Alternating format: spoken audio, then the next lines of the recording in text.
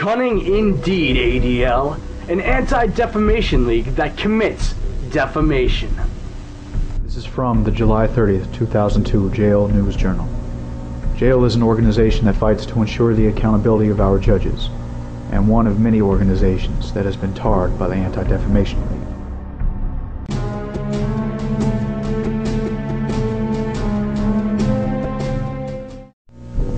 The ADL is presented to the American public as experts on extremism as well as hate. Yet after smearing participants of the Homeland Security Expo as extremists, the ADL's director of fact-finding, Mark Piktovich, revealed, "I don't know that the ADL has a formal definition for the term extremist." Gun owners, true American patriots, survivalists, all the participants in an event the ADL considers outside of the mainstream are labeled extremist by an organization that doesn't even have, quote, a formal definition, close quote, of this pejorative.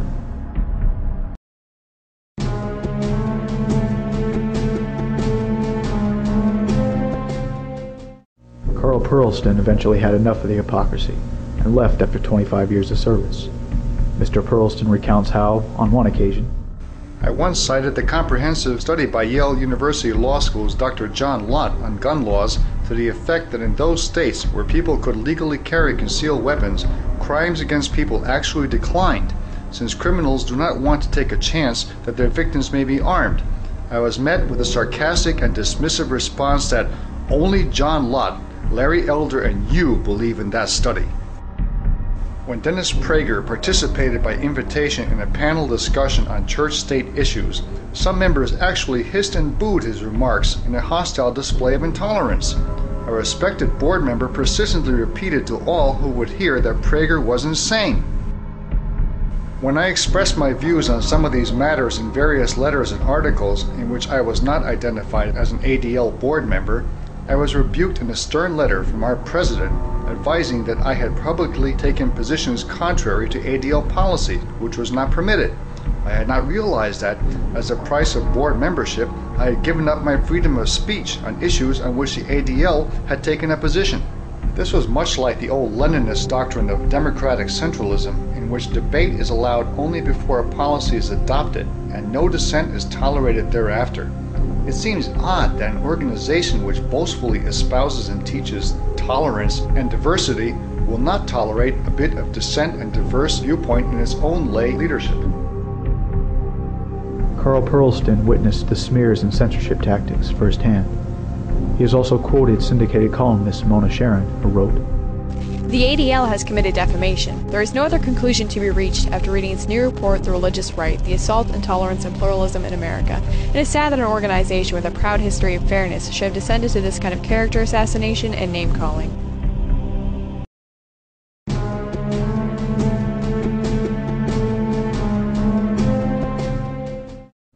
Witness the ADL's report, The Religious Right, The Assault on Tolerance and Pluralism in America. The Christian Coalition broke down the, quote, shoddy research, close quote, in their article, How the Anti-Defamation League Systematically Smears Conservative Christians. On June 9, 1994, the Anti-Defamation League of B'nai B'rith, an organization created to fight defamation, released a report that alleges, with shoddy research and threadbare scholarship, that politically active people of faith pose a threat to the survival of American constitutional democracy. The ADL accuses numerous religious conservative organizations and leaders of anti-Semitism and bigotry. In so doing, the ADL itself has committed defamation. The ADL's new definition of intolerance apparently is in disagreement with its liberal politics. The ADL claims its report was the culmination of 9 months of research, but it bears none of the signs of a serious research report. It is virtually devoid of specific references to resource materials. The reader is left to simply take it on faith that the ADL's most damning charges are true, which they are not. In fact, much of the ADL's report is simply a retread of materials, some over a decade old, from groups like People for the American Way, Americans United for the Separation of Church and State, the Institute for First Amendment Studies, and other groups that long have had political axes to grind against religious conservatives. Most disturbing, the ADL never contacted the Christian Coalition to get its response to their unfounded charges, nor did the ADL try to ascertain the accuracy of many of the quotations used in their report. Instead, the report is filled with gross inaccuracies of fact. Quotations are listed without attribution, while others are listed, incredibly, as coming from the Library of People for the American Way. A quotation from Pat Robertson on church-state separation has no source listed at all.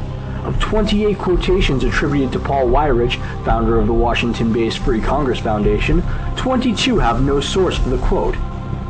One of the most disturbing aspects of the ADL's report is its propensity to lift words out of context so as to distort their original meaning. It does so with reference to the irresponsible charge of anti-Semitism. The ADL has displayed neither tolerance nor respect. Instead, it is engaged in a partisan campaign of innuendo, half-truths, and outright falsehoods. In the 1960s, the ADL published reports and later a book entitled Christian Beliefs and Anti-Semitism, which led to the Vatican Council repudiating important parts of their own Bible. The Vatican Council adopted its statement on the Jews, repudiating Jewish guilt in the death of Jesus and denouncing, quote, hatred, persecutions, displays of anti-Semitism directed against Jews at any time by anyone, close quote. In Matthew 27:25 it states quite clearly, quote, His blood be on us and on our children, close quote. His refers to Jesus, and us and our children refers to Jews. Thus the Vatican Council chose the demands of the ADL over its own religion.